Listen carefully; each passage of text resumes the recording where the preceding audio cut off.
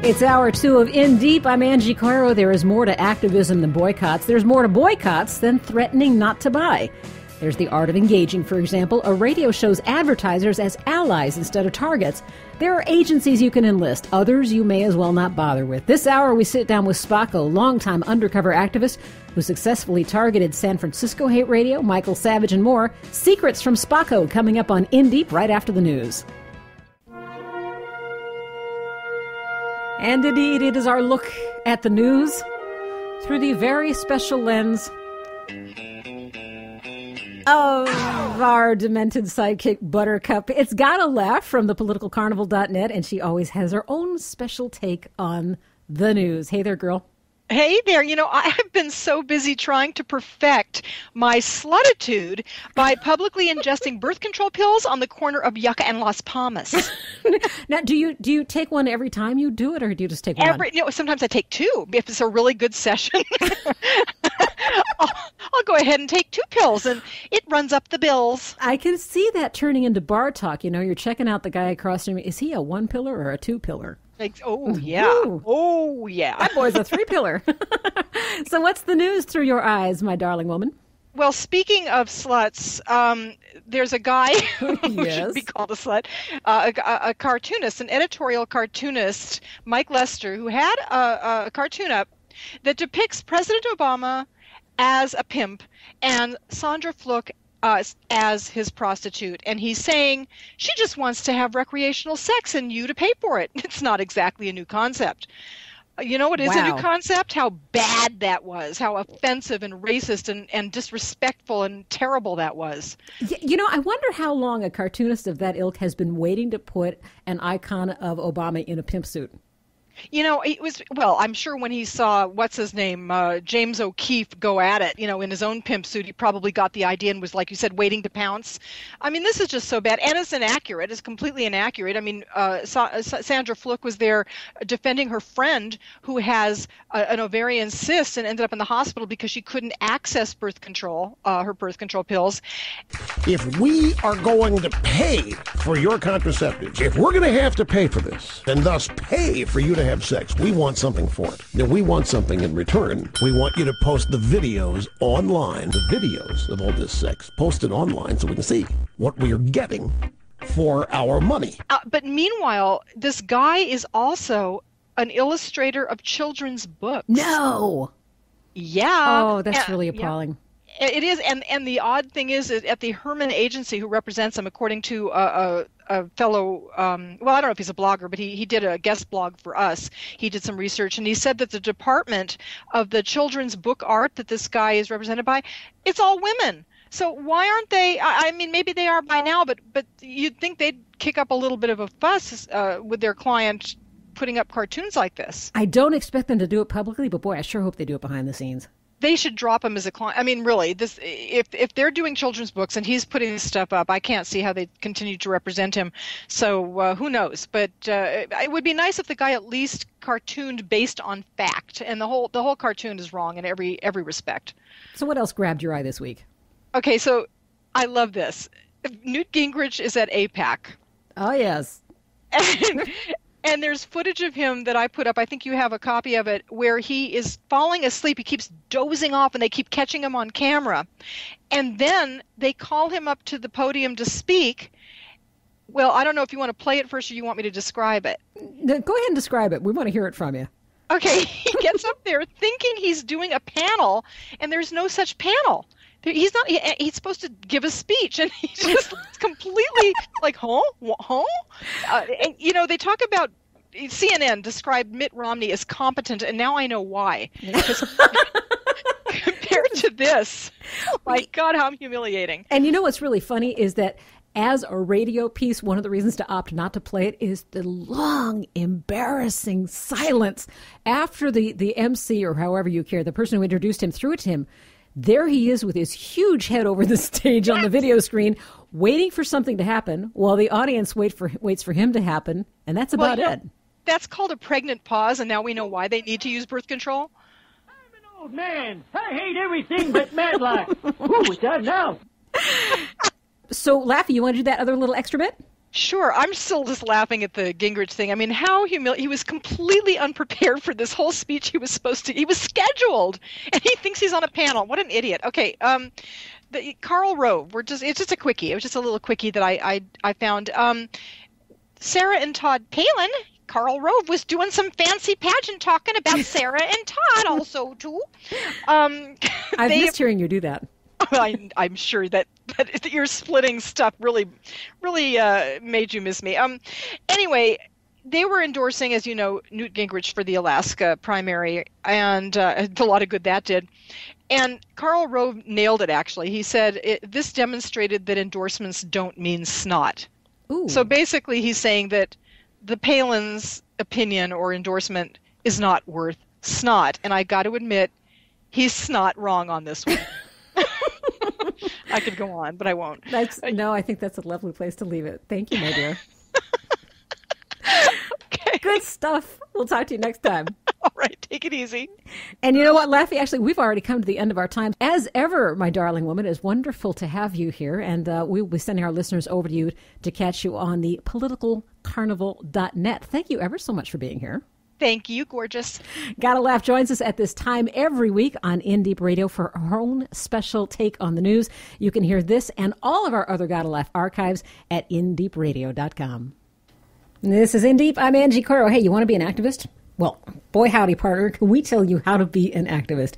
In our last hour, we focused on the Rush Limbaugh boycott, the so far surprisingly successful consumer and advertiser action against the right's biggest broadcast force. Now, this hour, we're going beyond that particular boycott into background of the activism, the logistics behind the success, and the techniques to engage and persuade to your political message.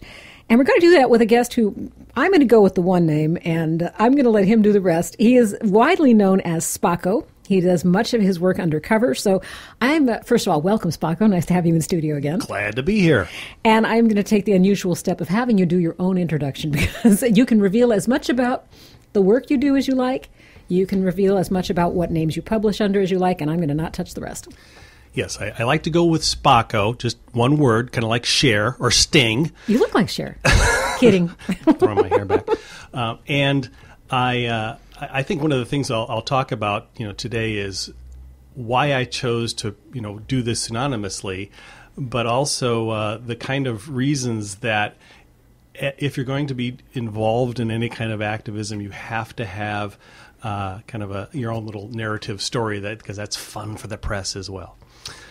So, going into my background, I'm a professional communicator, and I've been involved in a lot of corporate communications for the last 25 years.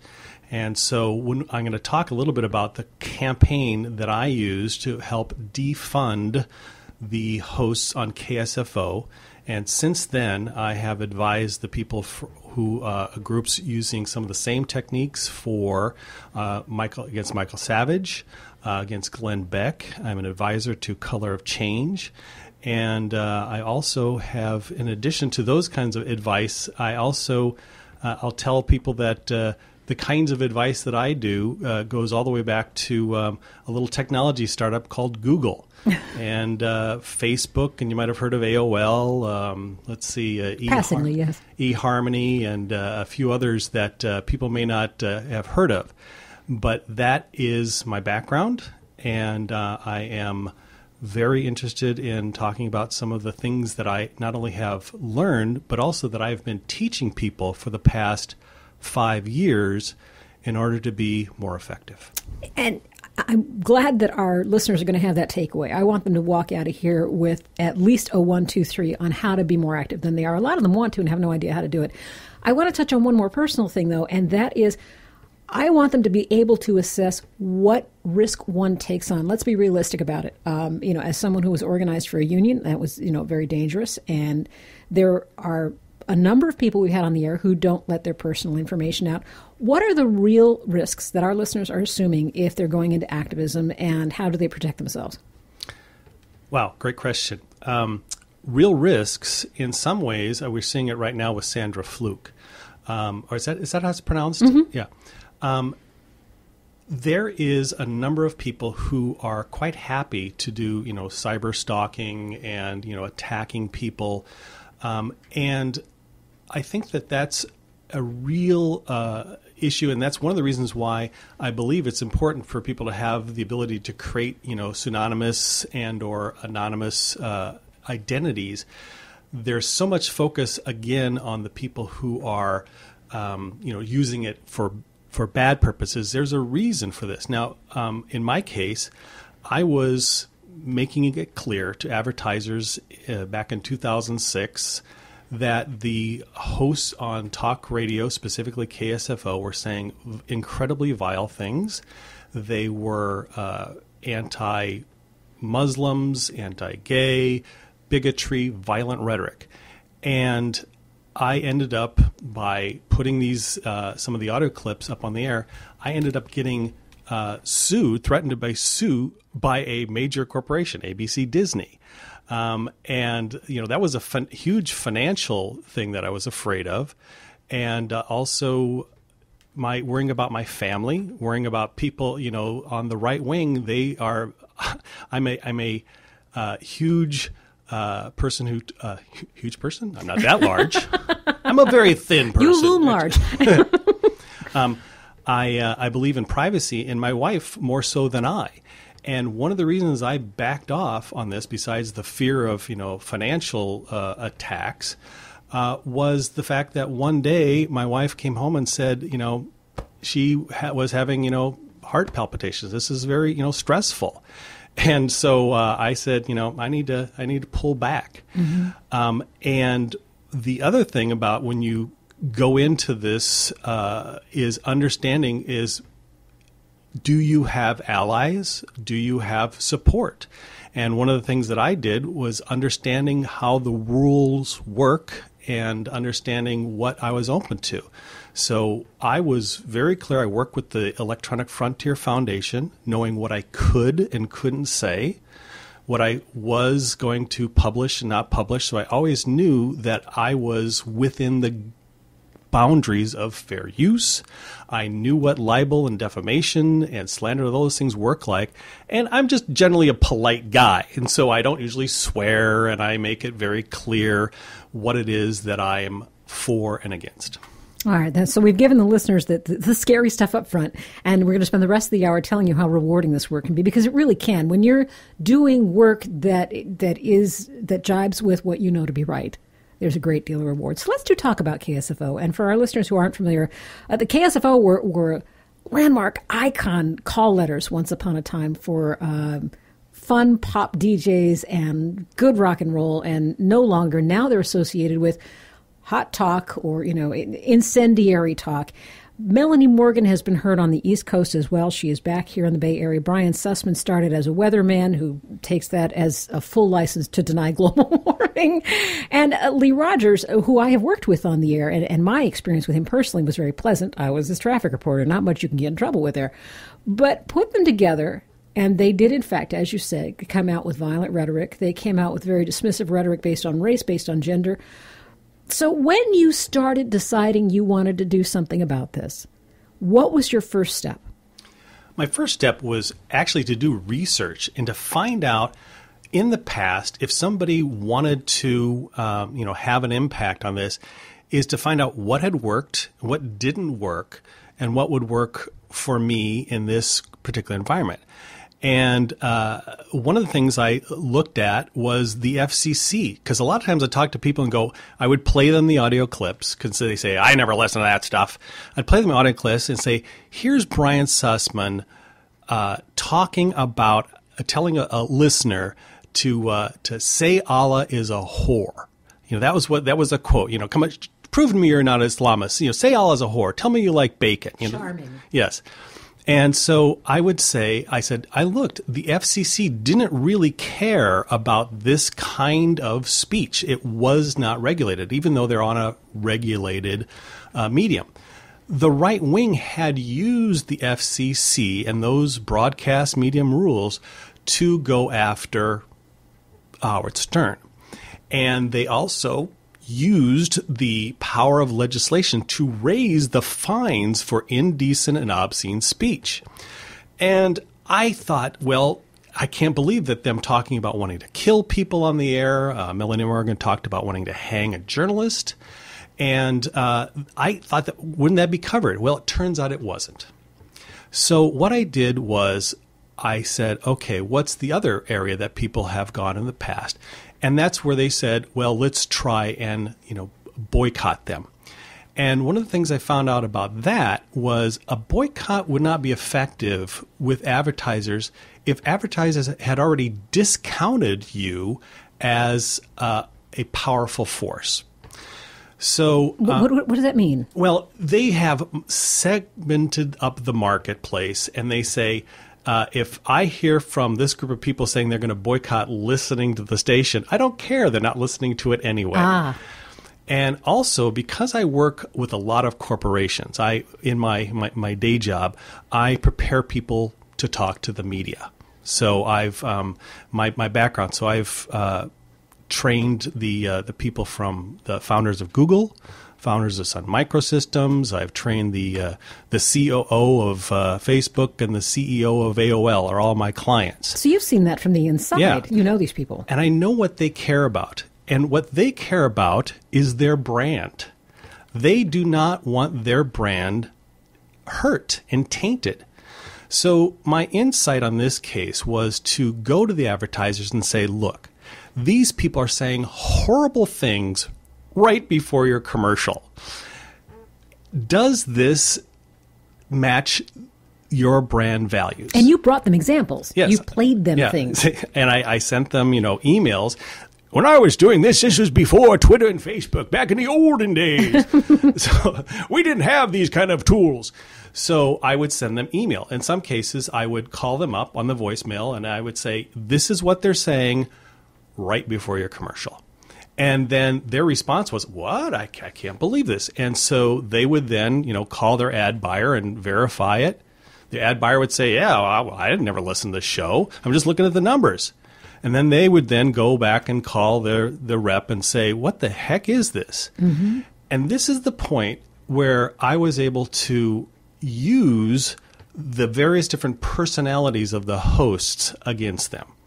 And I know you've talked about the Rush story in the earlier thing, is that a thing that activists need to understand is that, people like Rush are a moving target.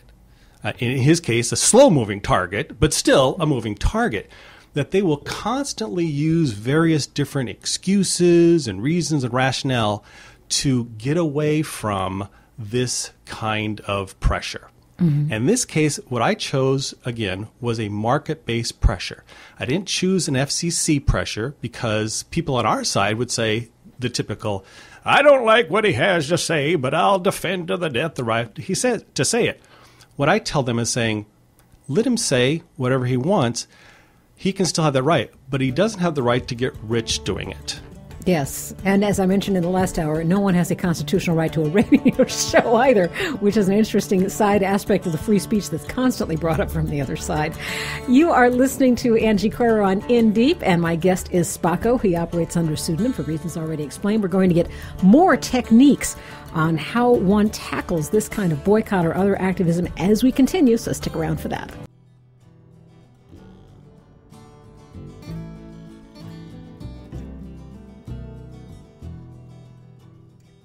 It's a textbook on activism here on In Deep. I'm Angie Coiro. Spocko is my guest. We're looking at the Rush Limbaugh boycott and other consumer and listener activism that you can take part in. If some of the work around women's health rights, around birth control, around what's been going on with Rush Limbaugh, if all of that compels you to do something and you don't quite know how to do it, this is a great hour for you. And if you've missed any part of it, you can go to indeepradio.com and hear the whole thing all over again. You'll also see a piece that was written by Spocko for one of our earlier hours, and that was when we worked on ALEC. He worked very hard on that hour with us. In fact, he's working on an upcoming hour on SOPA, too. So we're pulling him from behind the scenes to put him here on the microphone. Spocko, we were talking about the activism against KSFO, a lot of hate radio coming out there with Melanie Morgan, Brian Sussman, Lee Rogers, and you started to approach the advertisers. What kind of response did you get? Well, the response was interesting because most of them had no idea about this. And so they were and that was one of my things I knew, that they didn't even have any audio clips of it.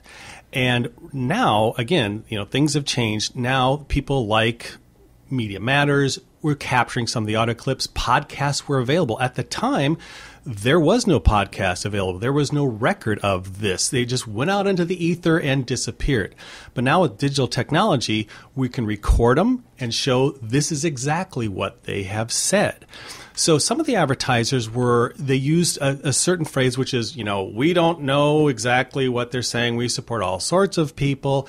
But because I gave them specific audio clips showing them with their ads, they could say, well, I guess we did say that. And that was the next step. And this is something that I did because I work so closely with a lot of corporations. I say, give them a reason and a reason, excuse for them to pull their ads.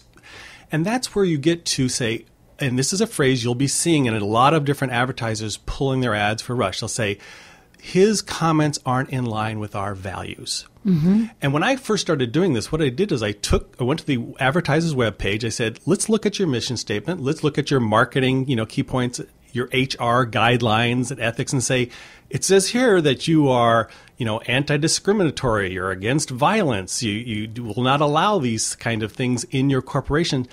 Then why would you pay to have a spokesperson who is this discriminatory, who is this anti-gay, who is talking about killing people?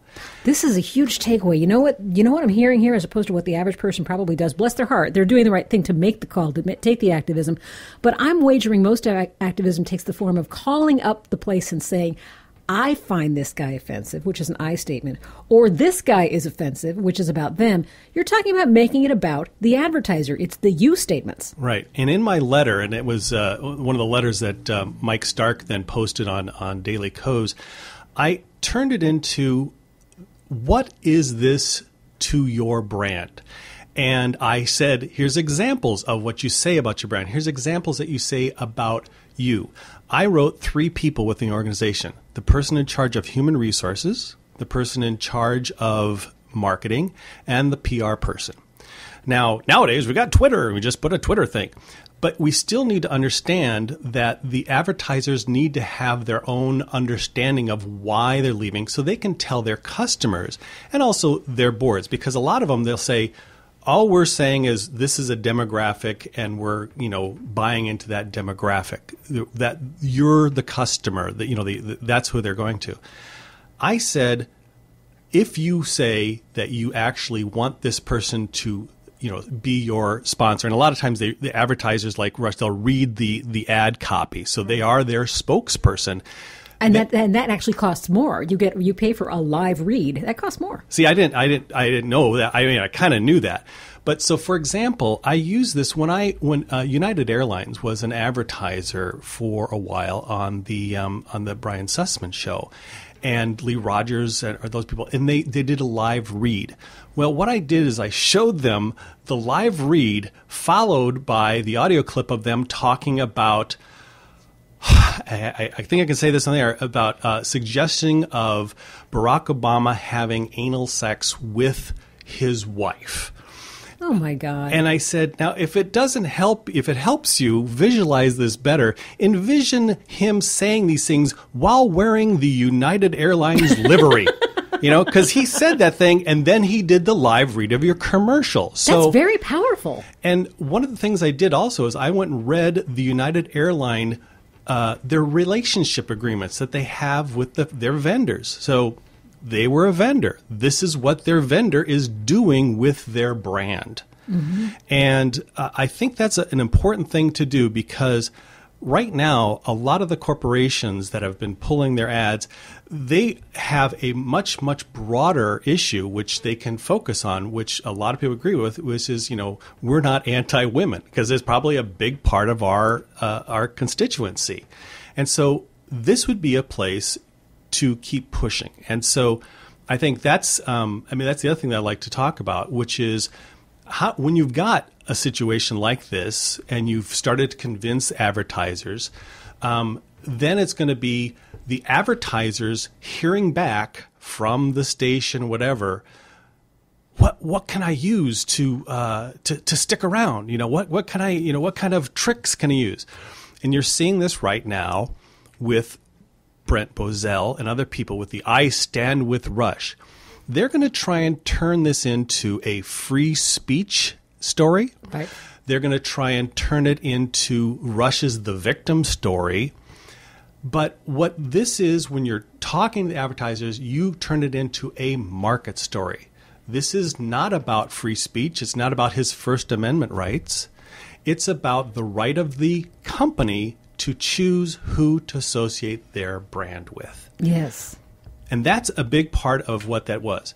Now, I talked with Angelo, who I believe you talked earlier, right. And when we talked about this and his process, as well as I talked with the people at Color Change, I say, okay, now you've got a bunch of advertisers who have left, who've believed you. You've given them the words. You've helped them, if they've got all sorts of weasel words and delaying tactics like we're reevaluating it, or they'll say things like, oh, we didn't even know it, And that's something where you find out from the ad buy side that a lot of times, sometimes advertisers will throw on free ads on certain shows, which I found interestingly. But then, which is the next stage, which is, okay, so now you've got a bunch of people right now, I guess. Actually, but I want to interrupt you there because you touched on something I wanted to ask before we move on to where the advertisers are already off. One of those tactics that left me puzzled, I used to sell advertising. I sold advertising for radio for 2 years, then moved into TV. Worst salesperson in the history of the world, which is why I ended up on this side of the mic. But one thing I would hear the company say, we have no control over where our advertising lands. Now, I know as a former ad exec, yes, you do. But the question in my mind is, I know some of them say that as an excuse. I wonder if some of them really believe that. If it's never occurred to them that if you get a bonus spot, what they call an ROS or run of the station spot, that you can say, if you are signing the check, you can say it doesn't run in there. Did you find in talking to different advertisers, some of them literally don't know that? Oh, yeah. And wow. There's two funny ones about that. One was, for a while, there's two advertisers on the Sussman show. And Brian Sussman, very anti-gay rights. He was against Proposition 8. And, or wait, was he for it? He's for Prop 8. Okay. And one of the advertisers was Beach Blanket Babylon, which I'm thinking is a pretty gay-friendly kind of group. And I went up and looked up Steve Silver and his background and his work on AIDS. I then contacted the people there, and they insisted they didn't advertise on it. As a matter of fact, they contacted their own ad sales rep, and they said, no, we didn't buy anything like that. So I sent them the audio clip. Here is them on the show. Here's the station ID.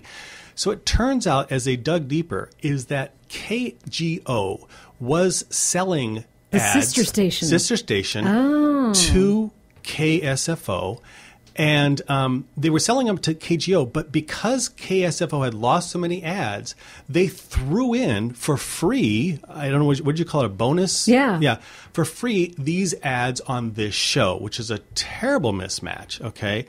But they didn't know it. And the ad sales like, hey, I'm giving you something, for free. So I had to then go back to the advertisers and say, you not only need to know that this is what's happening, you need to tell them explicitly not to do that. This is the little games that the ad reps, play in order to get new advertisers. And for a while, it was really like kind of whack-a-mole, because they would come back and then they would say, oh, well, we did this. The other example of this one was with the group Bravo TV was just starting to be the host for the TV show Project Runway. Oh, a vigorously anti-gay show. Yeah. And so not only that, but the woman who was the marketing person I knew happened to have some, real support against domestic violence, and she was very involved in that. So I sent her some audio clips showing the, where Lee Rogers talking about punching some, women and other types of clips. And then she contacted me and she said, I had no idea that this was going on, and I need to check in with my, my ad sales people. And this is the thing. There's so much of what we do looks like it's just algorithms. There's a spreadsheet here and there. But I think this is one thing that people need to look into, is saying, when you are going to try and persuade somebody, you need to understand what they care about and how to help them, make that happen. So if they care about certain issues, then you say, these people are doing the exact thing that you hate. They're doing it. So, give them that information. Mm-hmm. And and then after that, after you develop those things, then you can maybe get an army of people who would then, tweet and say, do this, do that. But getting down to the base core of it, you need to help people see that. And so this is a little bit about, I don't want to get into applying narratives, but one of the things that I think that in terms of activism, on the left, it is hard for us to push things sometimes pro, but we're very good at dealing with an overreaction and dealing with somebody who's a bully. Mm-hmm. And that's something that I found out, and you would see it, and we're seeing it right now in terms of the Sandra Fluke thing. I knew that KSFO were bullies, and bullies in a different kind of way. They'll then turn around and try and pretend like they're the victim. There's this asynchronous nature of power. And I think that that's one of the reasons why the Rush thing took off, is because he was a bully on somebody who wasn't in the usual base. It wasn't a politician. It wasn't somebody the same size. It was somebody who was, there. That we can then use that to, go back and say, hey, everybody hates bullies. This is something that we could do. So when KSFO, after I've been telling advertisers, MasterCard pulled their ads, Visa pulled their ads, KSFO freaked out. They then went to their parent corporation, ABC Disney at the time, and they filed a bogus copyright infringement claim on me. Now, this is a whole other battle that I needed to fight, and I successfully fought it, to help all the other activists out there, was the ability to understand how you can use these audio clips and fair use and understand the copyright issues was a battle that I fought, and with the help of Electronic Frontier Foundation. And then I taught the exact same techniques to a group called Hate Hurts America, which was an ecumenical religious organization, about their Michael Savage's anti-gay activities. We're going to get back to that in just a minute. I want to remind you that you're listening to In Deep Radio. I'm Angie Coiro. If you've missed any part of the show, you're welcome to hear the whole thing by going to indeepradio.com. This is a topic we'll come back to frequently. Being a good activist, being an effective activist. So if you have any contributions on that topic, you can send that to us via the webpage as well, and we'll be happy to grab that. Spocko is the name by which my guest goes. He does a lot of his work sub rosa. He does other work up above the ground. We won't go into that. But we're listening to his very valuable experiences, first targeting KSFO on the West Coast, San Francisco Bay Area, and then moving on to Michael Savage, who, in fact, has a national profile, Spocko. Michael Savage did go national from the Bay Area. Right. The action with Michael Savage, and this is something that I think I also learned because I looked at some of the Stop Savage work, was Michael Savage turned himself into a free speech martyr after any kinds of attempts to get him off the air. And which is very annoying to me. And is also, but although it did teach me, is like that when I was going to defund KSFO, I wasn't concerned about getting, Melanie Morgan and Lee Rogers or Brian Sussman off the air. What I wanted to do is make it less profitable for them. They're all still working. Right. They all still have a job. No, actually, Lee Rogers was forced out. Oh, that's right. That's right. And but Melanie Morgan was fired, and they were saying, and this is I don't want to get into too inside baseball, but one of the premises was, if you have a financial story and you can use financial leverage, then it's a little bit longer game. I wasn't able to, and I wasn't concerned about getting her off the air. I wasn't concerned about getting her fired. What I wanted to do is show not only the advertisers, but also the station management that this now, what you thought was an asset, is actually a liability. And when they lost the advertisers, and eventually I calculated, and I've got, letters to prove it, they lost 32 advertisers. Insiders at the station said, there's more, but they can't, tell me that. And I then went to the financial documents of their parent corporation and read what they had to say about the revenue stream coming out of San Francisco. Only 2 stations, KSFO, KGO. And in their financial document, they said, we lost money in San Francisco. Now, where would that have come from? Not from the very popular KGO. And when they lost money, they said, they looked around and say, who's costing us the most money? Melanie Morgan and Lee Rogers. Melanie Morgan's contract was up, and they said, okay, here's one way we can do it. Then, of course, I could have pressed harder and told all the media that, it was because of me, but they were also financial, Citadel had acquired a tremendous amount of debt. And so that was the excuse that the corporations use. And if anybody's ever been laid off for financial reasons knows that's a great excuse that corporations use when they want to let somebody go. Sorry, we just not making enough money. Because if they fired them for, cause or whatever, then they would say, well, and they would come back and sue them. So that's what Lee Rogers did when he was fired a year later. We're going to come back to more with Spocko here on Angie Coiro. I forgot my name. How bad is that? You're a great storyteller, and you may be absorbed here. Angie Coiro on In Deep Radio. We're talking about effective activism, the Rush boycott, and beyond. You can follow us on Twitter at In Deep Radio. We're on Facebook too, In Deep with Angie Coiro. We're going to be right back here in a few moments, so do stick around. This is In Deep.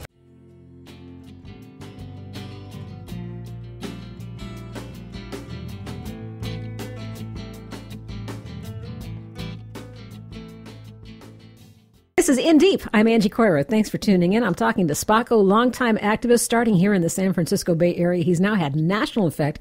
And what was going on with the Rush boycott, we thought it was a good time to get an instructional for you, a tutorial. So that is what we're talking about. Spocko, when we left off, you were talking about the power of the lawyers coming in. And that's something that an activist needs to brace themselves for. In fact, we discussed this on the show just a week ago because when the Heartland Institute documents came out, the first thing they did was send out the lawyers, and any website that published any part of those documents was immediately told to pull them on pain of lawsuit. What's the reality there when faced with lawyers like that? Do you go in your hole and sit down? What do you do? Well, I think part of it is understanding up front that sometimes the lawyers are into saber rattling. There's things that they can say that they can't actually do. But I'll recommend people going to Electronic Frontier Foundation, which has an incredibly good guide for bloggers and knowing what they can and can't do and say, and that's useful. I also go to the Center for Professional Journalists. I think it's they have some guidelines for certain things you can do, and one of the guidelines they have is can we tape for knowing what are the rules if you're going to do any kind of audio clips or video or those kinds of things. The other thing is about a lawyer part of it is I look at what kinds of things the people who are defended by lawyers, what it is that they are worried, where places where they can overextend and they overreach and they go beyond what they're supposed to do. We're talking about in some ways the consequences of what people say on the radio. And it's always interesting is that radio, I believe, is incredibly powerful because it can go right into your head with not as much thinking that's going on. And if you understand that, and people, advertisers buy that as well, then we say we can use that exact same sensibility to them and say, if you believe radio is powerful and they say these horrible things, then you need to understand that you are going to be associated with these horrible things. This is this consistent thread. Yeah, I keep hearing you. You always come back to getting into the other guy's head, looking at it from their point of view, right, which is a long way from saying, I, the listener, object to this, which the answer to that is normally, so what? I can get another listener. And here's the thing, too, is like during a time of when we were starting to pull out of Iraq, Lee Rogers said, and I have the actual audio clip on my blog, said, if you people, don't, pay attention, do things right, we're going to kill you. We're going to kill all of you. We're, basically called for a genocide of the Iraqi people. He was serious Again, that's to get away from, I'm just an entertainer. It wasn't necessarily hyperbole because he said things like this before, specific. And he was going, because it was a general threat, in some ways it was, maybe he didn't really mean it. So what I did with that audio clip, I turned out that during the time that he was saying that, the ambassador for Iraq was in San Francisco looking to see whether or not we should put a consulate in San Francisco. So what did I do? I made sure that the people in the Iraq State Department, the U.S. State Department, as well as the Iraqi ambassador said, by the way, in case you do decide to come to San Francisco, here's what the top morning show host would say if you had turned on the radio in your cab drive looking for places to do. And I made sure that not only that Lee Rogers' bosses knew about this, but I also made sure that, the State Department and the Tourism Bureau and the development people in San Francisco knew about this. What kind of response did you get from them? This is one of those things where, again, you can't always know what the responses are. But I used the personality of this particular host, Lee Rogers, Mr. Tough Guy, who would never apologize or never do anything, to his disadvantage. I took his strength and turned it into a weakness. I happen to know that there was, behind the scenes, phone calls and stuff like that, and he got really upset. He then thought that it was, CARE or this Muslim group doing this. I was like, there's a reason that they heard about this. It was me. I wanted them to know that he was calling for genocide of these people. Now, I don't know if that was the final thing that ended up that he got fired over. It might have been something else, but that was so egregious that his Citadel management let him go 6 months early in his contract. Of course, because he's a good union member, he turned around and sued them. And like the lefty socialist he denies being. Exactly. And he won that case, So that was, he's like, I use my union dues effectively. So that was an interesting story as well. He's now in Arizona writing a cranky column. And that's Lee. Well, let's talk about one thing that you were invited to do, and I see a lot of people who are willing to do this, and that is to engage the talk show hosts on their own turf. They can go in and talk. They can get on the phone and talk. You had the chance to do that, and you opted out. Why? It's a tilted field. I mean, it's always in their favor. They control the volume. They control the microphone. And they're professionals. They are professional debaters, and most people aren't. And that's not my style. My friend Mike Stark can do this sometimes by calling these people out and, making a certain kind of point. Not my style. And if people want to do that, I think it's a useful thing to do. But I decided to go figure out what the leverage point was. What do they care about, and what do their bosses care about? In this case, it was the money. Read the financial statement. Say, what do they care about? Making this amount of money. Say, what do you do to cut that off? And I looked, and they say, it all comes from advertisers. One of the things I did find out, though, when you come in between a organization and their revenue stream, they get very annoyed, and they get very upset, and they will lash back. And this is something I want to tell people is like, this is what we're going to see coming up next with Rush Singh. The next steps are going to be, they're going to start getting sponsors from the Right Wing Heritage Foundation that will be filling up the empty spots. There will be some advertisers that said, hey, we're happy with the fact that you think that these women are terrible. They will be, I think, Ashley Madison, the website that helps you cheat on your husband. Oh, he denies that, by the way. He denies that very fervently. I haven't gotten to the bottom of that one yet. Okay. And this is, how the organizations respond is, like I said, is a tricky target. If we're going to want to escalate this and to keep working, there's a couple of ways to do it. And I'll tell you what I did with the Color of Change and working with after the Glenn Beck had gotten a bunch of advertisers off the air. I called up the financial conference call for News Corporation in the third quarter of 2010, and I asked Rupert Murdoch this question. I say, I know you don't break down these figures, but due to the Color of Change action, Glenn Beck's lost 81 advertisers, and nothing seems to be there but gold ads and house ads. How long are you going to keep subsidizing Glenn Beck until his revenue is in line with his ratings? Now, this was a message that I was getting to the institutional investors as well as to the other people saying, hey, we're not talking about what he says. We're talking about revenue streams. Is he good money? Is he good money? And he's not. And unless, Rupert Murdoch's going to pay for this out of his own pocket, we as the shareholders, we demand higher quarterly returns. Now, Rupert, of course, he doesn't.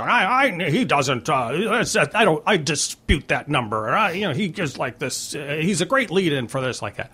Well, that then gave the media an opportunity to talk about the advertisers leaving again. And by the way, I never use the term boycott. Boycott, to me, in the traditional sense, it turns into like threatening somebody, like, advertisers don't like it. And so I always told my followers not to do it, write polite letters and help them decide themselves. So what happened after that? It gave the media an opportunity to revisit the story. They then found out that there was more than that. And there was eventually one of the ad sales people inside who's not making any money says, yeah, they're not only the 81, but there's almost 300 that refuse to be on. And then when I said to Angelo, stop back, I said, this is the number we now have to start using. Let people know it's 300 because it was quoted in the New York Times. This is the other part about using the media. The media has a certain news cycle, and they need to do their he said, she said, and they have to have experts, and the news needs to keep going. Helping the media get new pieces of information is important. And I've got, 25 years in, PR, corporate communications. I help corporations, make money by telling interesting stories and, preparing them to, do stories. And I must prefer having helped Google become, huge, but it is satisfying to help cost some of these people money, because the thing is, they're not out to, for our best interest. They'd be happy to attack you and destroy you. But that's one of the things that I think also people need to understand. Well, let's look at the two extremes of results that we can look for. There's an article that just came up today. There's a local radio columnist named Rich Lieberman, and he's quoting some inside sources on Michael Savage, on what's become of Michael Savage, and he says he's essentially banned in San Francisco. Second most popular, I'm reading directly from Rich Lieberman's now. The second most popular radio personality in the country isn't on the air in the Bay Area. Nobody even wants to touch him. A local broadcast exec told me, Rich Lieberman, Michael is extremely demanding and difficult to negotiate with. While he attracts listeners and ratings, it's a challenge to sell. He's too many fill-in hosts, too many shows where he challenges Limbaugh, not even cleared in the three largest markets, means he's not on the air there. He does a clever, engaging show. He's simply not worth the effort. I don't want him on the air because he's too much trouble. Trouble goes well beyond which advertisers he might alienate, but surely that's a piece of the pie. Now, the flip side of that, he's not on the air here, but we look at the people that you've attacked, Melanie Morgan, Brian Sussman, they're back on the air, back on KSFO, doing the morning show now. So between those two extremes, one is still on the air, but they're having to watch their step more than they did before. One is not here at all. What's the best we can hope for when we look at Rush Limbaugh? What you just said. One is watching what he says. That's going to be, will that have impact? We already know it has an impact. I think one of the things that people point out, he spent 3 days attacking her. And so now it has one apology. He's supposedly made a second apology. This will be what people will be focusing on if they want to come back for advertisers. But can we see more advertisers leaving? I think we will. And then he's going to have to do certain types of things to change. Will he go into apology mode? I don't actually think so. It's not in his nature. He's going to He's going to double down. He's going to say how he's being a victim and he's being attacked, etc. And he's going to give advertisers an excuse. I mean, this will be the other thing. He's going to either find a sugar daddy like the Heritage Foundation and other people like that, or he's going to say, like I said, I know he's a moving target, and a slow-moving target, but for us, I think we've already won in a way. That's the thing is we've started the process, and we are going to keep going. And he's going to do a lot of things to try and stop it. I'm talking to Spocko as you are listening to In Deep. But one thing that occurs to me while we're talking is the amount of passion you have, the amount of detail you were willing to go into. I mean, contacting the FCC, contacting funders, blah blah blah. Most people would be intimidated by that. If I've got 2 kids and I'm pursuing a degree, are there small things I could do on my own, or is there a larger organization doing this kind of things where I can do my small part over there? Right. And people have already done some of the work. We have some new tools that are very easy to use. One thing, if you want to kind of keep up on, say, who's the most recent list of advertisers, I know Media Matters has a link on which advertisers are out there that you can do. And the other thing is now a number of organizations have sent out petitions, and they sent out their actions letters, and they say, tweet this. Mm-hmm. And if those of you who are on Twitter, you can tweet to an advertiser, say, maybe you want to reconsider being on the Limbaugh show. And then you can find those lists on Media Matters, I know, has some. And a number of different organizations, I know that Color Change sent out those. So you might be one of the people getting some of those letters. Mm-hmm. The other one is if you wanted to, do your Facebook profile and say that you find this egregious and let some of those advertisers know. Also, the other thing I like to do is tell people to thank the advertisers that have pulled and say, please don't go back because he has a repeating pattern of this behavior. Yes. That would be something that they would want to know. Don't threaten. Don't tell them, I'll never buy your product again if you go back. Just let them know, say, you Profile Flowers, thank you for doing this. And please realize that he may apologize, but he will hide and wait, and he'll probably say the same thing soon. What's your sense of how effective petitions are? I know I was watching on Twitter as this particular situation was evolving, and some people were saying, yes, sign this, and the other people were saying, boy, if I have to sign another stupid petition and they don't do any good anyway. I think this is the petition things, and I have friends who work with change.org. I think one thing that's different about petitions now versus maybe later, a lot of times petitions would go to corporations, to legislators and those types of things. And there wasn't a back and forth mechanism. Because so many corporations want to get on social media and talk directly to their customers, there's the other side where the customers talk back. And they notice it, and they monitor their Twitter feed, and they look at their Facebook page. So this is your opportunity to take that utilization of their new awareness of their customers. That's one of the problems previously when I was doing that. It's easy to ignore certain types of things. You could ignore an email, you could ignore a phone because there's only just one person. Now you have the tools to talk back to those people in a way that they need to pay attention to because they want your business. It's been a real pleasure having you here. I know you're going to go on doing this, so we'll go on talking to you about it. Thanks. Looking forward to it. He says in his deeper, more masculine voice. One of his many aliases, Spocko. You'll find his work online at spockosbrain.com. We thank him very much for coming in here. And that's a wrap on our show for this week. Thanks for tuning in to In Deep. You can follow us on Twitter at In Deep Radio. We're on Facebook, too. In Deep with Angie Coiro. Our executive producer is Gordon Whiting. Matt Fiddler is our engineer who sticks it out with us. Our theme is by Big Troubles. David Gans provides our closing music. Visit us online at indeep.com for web-only extras this week from the Political Carnivals, Gotta Laugh, and more. We're back next week to once again go in deep. I'm Angie Coiro. Bye-bye. It's going to get worse before it gets better, but I know it's going to get better.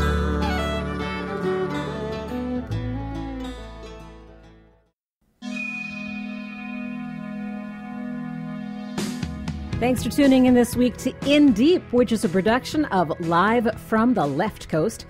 You can get more information on the show and our company at lftlc.com. Live from the Left Coast. While you're there, you can become a member and support our work. We have a separate website for the show that is indeep.org. If you have any questions or feedback, there's a contact button right there, indeep.org. We are developing a recurring series on mental health issues in our country, especially in this economy, and you're a big part of that. We'd like your topic suggestions, your stories, and your questions. Send them in via our website, the contact button at indeep.org. Join us again this time next week for 2 more hours of in-depth conversation. I'm Angie Coiro. Thanks, and we will see you then.